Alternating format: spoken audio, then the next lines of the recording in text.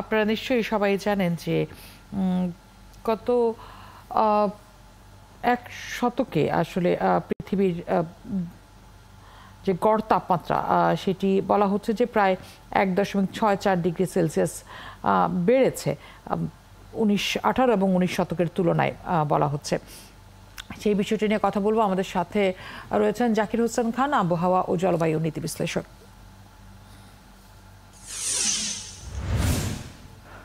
জনাব জাকির হোসেন, আপনাকে স্বাগত জানাচ্ছি। শুভ সকাল, নিশ্চয়ই ভালো আছেন। জনাব জাকির হোসেন খান, আমি বলবো যে অন্তত এক দশক ধরে আপনারা যে বিষয়টি নিয়ে কথা বলে যাচ্ছেন, চিৎকার করে যাচ্ছেন, সেটি দেখা যাচ্ছে যে ইউরোপীয় ইউনিয়ন পরিচালিত কোপারনিকাস ক্লাইমেট চেঞ্জ সার্ভিসের গবেষণায় উঠে এসেছে যে মোটামুটি বলা যেতে পারে যে এই মুহূর্তে 2024-কে 24শে জুন বিশেষ করে এবং পুরো বছরটিকে উষ্ণতম বছর বলা হচ্ছে। আমরা দেখেছিলাম যে গত বছরটি ছিল, দাবি করা হয়েছিল যে উষ্ণতম বছর। এবার 2024 তাদের গবেষণা বলছে এটি বছর বছর আসলে রেকর্ড ভাঙতে থাকবে এবং এর পিছনে দায়ী করা হচ্ছে একেবারেই সেটি হচ্ছে যে ক্রমাগত যে গ্রিন হাউস গ্যাস সেটি। আপনার কাছ থেকে একটু জানতে চাই যে এই যে প্রতি বছর আমরা নতুন নতুন রেকর্ডের মুখোমুখি হব বলে আপনাদের মতো যারা গবেষকরা রয়েছেন তারা সবসময় বলছেন, উপায় কি তাহলে? কারণ সেই গ্রিন হাউস এফেক্ট কমানোর জন্য বিভিন্ন দেশের প্রতি আবেদন, শাসন, নানা কিছু করা হচ্ছে, কিন্তু রাস্তা তো বের হচ্ছে না। ধন্যবাদ। এটা আপনি সবচেয়ে মানে যেটা আমাদের জন্য অ্যালার্মিং বিষয় সেটা হচ্ছে যে 2023-এর জুন বলা হয়েছিল যে ওই বছরটা সবচেয়ে পৃথিবীর উষ্ণতম বছর, বাট এবার যেটা তথ্য এসলো না সেটা অতিক্রম করে গিয়েছে। সবচেয়ে অ্যালার্মিং বিষয় হলো যে 2030-এ আমরা যে বৈশ্বিক গড় তাপমাত্রা 1.5 ডিগ্রি সেলসিয়াসে নামিয়ে নিয়ে আসবো প্রাক শিল্পায়ন যুগের তুলনায়, সেটা অতিক্রম করে গিয়েছে। সুতরাং এটা এখন আর লুকু ছাপার কোনো বিষয় না, এবং আমরা দেখতে পাচ্ছি এবং বিজ্ঞানীরা যেটা বলছেন যে আমরা গত বছর যে এল নিনোর প্রভাবে তাপমাত্রা বাড়াটা শুরু হয়েছিল, এই তাপমাত্রা যেটা জুন মাসে আমরা সর্বোচ্চ তাপমাত্রা 1.64 ডিগ্রি সেলসিয়াস তাপমাত্রা বাড়তি দেখলাম, এটা কিন্তু এল নিনোর প্রভাব না। এটা স্পষ্টত তারা বলছেন যে বিশ্বব্যাপী আবার কোভিড এর পরবর্তী সময়ে যে আপনার ফসিল ফুয়েলের যে জ্বালানি বা জীবাশ্ম জ্বালানির ব্যবহার ব্যাপকভাবে বেড়ে গেছে এবং কার্বন নিঃসরণ হার বেড়ে যাওয়ার কারণে কিন্তু এই তাপমাত্রা বেড়ে গেছে। এবং যার ফলে দেখা যাচ্ছে যে আপনি যদি দেখেন যে আজকে এই দিল্লিতে একই সাথে মানে প্রচন্ড তাপমাত্রা, বন্যা, খরা, আপনি যদি দেখেন মেক্সিকোতে প্রচন্ড খরা দেখা দিয়েছে এবং আপনার ইউরোপে বন্যা হচ্ছে। মানে এইটা 1 ডিগ্রি তাপমাত্রা বাড়লে, গড় তাপমাত্রা 1 ডিগ্রি যদি বৈশ্বিকভাবে বেড়ে যায়, সেইটারই কিন্তু একটা মাস ইম্প্যাক্ট আমাদের পড়বে, আমাদের জীবনযাত্রা, আমাদের তীব্র দাবদাহ, বন্যা, আপনার আমাদের সবচেয়ে বড় যেটা রিস্ক করবে সেটা হলো খাদ্য সংকট দেখা দেবে। তো এইটা বাংলাদেশে আমরা যদি দেখেন আপনি, যে আমরা যে মার্চ এপ্রিল মাসে যে আপনার দাবদাহতা আমরা অলরেডি তীব্র দাবদাহ ফেস করলাম, এরপরে বন্যা আসলো, এরপরে আবার রিভাইভ করে তাপমাত্রা কিন্তু এখনো বেশি আছে এবং সেটা কিন্তু বলা হচ্ছে যে এটা সারা বছরই থাকতে থাকবে আমাদের এই তাপমাত্রা, আর কমবে বলে সারা বিশ্বের তাপমাত্রা আপাতত 2024-এর সারা বছরই তাপমাত্রা বাড়তে থাকবে। মানে এই যে এইটা কমানোর পদ্ধতি, প্রথম কথা হলো যে শিল্পোন্নত দেশগুলো যে জনাব জাকির, আমি যদি একটু আপনার কাছ থেকে একটু জানতে চাই, বলা হচ্ছে এল নিনোর প্রভাবটি তো অবশ্যই উষ্ণতম বছর হওয়ার পিছনে বড় কারণ হিসেবে কাজ করেছে গত বছর এবং এই বছরটি, কিন্তু আপনারা তো বলছেন যে এই গরম বাড়তেই থাকবে, আবহাওয়ার যে পরিবর্তন হয়েছে, জলবায়ুর যে বিরূপ প্রভাব দেখা যাচ্ছে, যেটি আপনি বলছেন যে খরা, বন্যা, জলোচ্ছ্বাস, নানা রকম দুর্যোগ বাড়বে, সেটি যদি লা নিনার প্রভাব কেউ আসলে একই রকম ভাবে থাকবে? এটা লা নিনার প্রভাবটা আসলে ডিপেন্ড করে হলো অনেকটা সমুদ্র পৃষ্ঠের যে সমুদ্রের যে আপনার বলি যে পানির তাপমাত্রা, সেটার উপর অনেক ক্ষেত্রে ডিপেন্ড করে। তো যদি যদি বৈশ্বিকভাবে আপনি জানেন যে তাপমাত্রা বেড়ে যায়, তো স্বাভাবিকভাবেই আমাদের সমুদ্রের পানির তাপমাত্রা বাড়বে। সমুদ্রের পানির তাপমাত্রা বাড়া মানে হলো যে আলটিমেটলি এটার একটা প্রভাব আপনার লা নিনা এল নিনোর উপরে আপনার বাই রোটেশন আসতে থাকবে। তো যদি এই বিষয়ে আমাদের ইতিমধ্যে যারা ল্যানিনো বা এল নিনো এক্সপার্ট আছেন তারা যেটা বলছেন যে এই পুরো জিনিসটাই তাপমাত্রা বৃদ্ধির সাইকেলের সাথে জড়িত, লানিনো বা এল নিনো যে সম্পর্কটা। কারণ এটা যদি আপনি দেখেন এল নিনো বা লানিনোর প্রভাবটা এটা কিন্তু খুব ফ্রিকোয়েন্টলি হচ্ছে, এটা আগে ফ্রিকোয়েন্টলি হতো না। এটা রিসেন্টলি গত 5-7 বছর ধরে দেখা যাচ্ছে যে ফ্রিকোয়েন্টলি আসছে। তো সুতরাং এটা আমরা মনে করি যে এই প্রভাবটা থাকবে, এটা আমরা একেবারে রুল আউট করে যাওয়া যাবে। কিন্তু যেটা সবচেয়ে এটা আপনি এই এই প্রভাবটা কমিয়ে আনা যেত যদি আপনি কার্বন নিঃসরণের হারটা কমানো যেত। এখন আমরা দেখতে পাচ্ছি যে আমাদের এখনো সেই আলোচনা, যে জলবায়ুর আলোচনাগুলি হচ্ছে, এই আলোচনাগুলো সেই একই ধাঁচে একই ভাবে। আমরা কি আসলে, ইভেন আমার কাছে ইদানিং মনে হয় যে আমরা যে কোনো একটা বৈশ্বিকভাবে যেসব 57, আপনি জানেন আমি আগেও বলেছি, মাত্র 57টা কোম্পানির হাতে সারা পৃথিবীর মানুষ, সারা পৃথিবীর প্রাণ প্রকৃতি জিম্মি হয়ে গেছে। এই 57টা কোম্পানির মূল কার্বন নিঃসরণের প্রায় 80% করে। তো এর ভিতরে আবার 5-7টা কোম্পানি মূলত পৃথিবীতে সবচেয়ে বেশি কার্বন নিঃসরণ করছে। তা আমরা এমন কি হলো যে পৃথিবীর মানুষ বা পৃথিবীর যে আমরা নিজেদের যখন যে আমরা মানে জানছি যে আমাদের অবধারিত জনাব জাকির, ধরেন দর্শকদের নিশ্চয়ই আগ্রহ তৈরি হয়েছে যে আমরা সবগুলো কোম্পানির নাম তো আসলে এই মুহূর্তে বলা সম্ভব নয়, 5-7টার কথার মধ্যে যদি আপনি একটু উল্লেখযোগ্য কোম্পানিগুলোর নাম বলেন তাহলে আমরা যারা দর্শক রয়েছে তাদের সুবিধা হয়।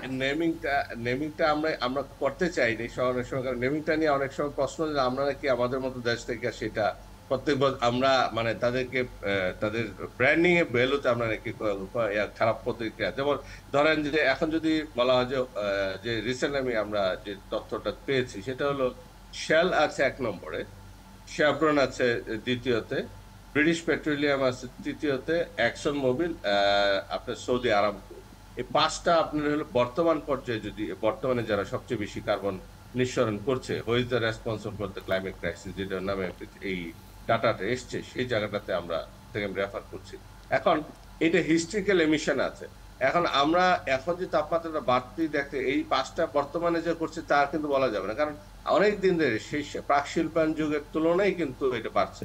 সুতরাং এইটা বর্তমানে যারা আছে তাদের তো অবশ্যই আমাদের জবাব দিতে আওতায় আনতে হবে। আমরা, আপনি জানেন গত মাসেই আমাদের যে প্রতিষ্ঠান চেঞ্জ ইনিশিয়েটিভ পক্ষ থেকে একটা দাবি তুলেছি, এবং সেটা আমরা ঢাকা রিনিউয়েবল এনার্জি ফাইন্যান্স টকও বলেছি যে এইটার প্রধানত কারণটা একটা হলো যে রাষ্ট্রীয়ভাবে সরকারি অর্থ এখানে এইসব জীবাশ্ম জ্বালানি কোম্পানিকে ভর্তুকি দেওয়া হয় এবং এদের জবাবদিহিতা নাই। এই কোম্পানিগুলো সারা পৃথিবীতে রাষ্ট্রগুলি প্রত্যেক বছর কপ সম্মেলন করে, কিন্তু এই রাষ্ট্রের কে এরা অনেক সময় জিম্মি করে বিভিন্ন জায়গায় কিন্তু বিভিন্ন ধরনের আপনার বৈশ্বিক যে কার্বন নিঃসরণ আর যে প্রধান উৎস যে জীবাশ্ম জ্বালানি উত্তোলন করেই যাচ্ছে।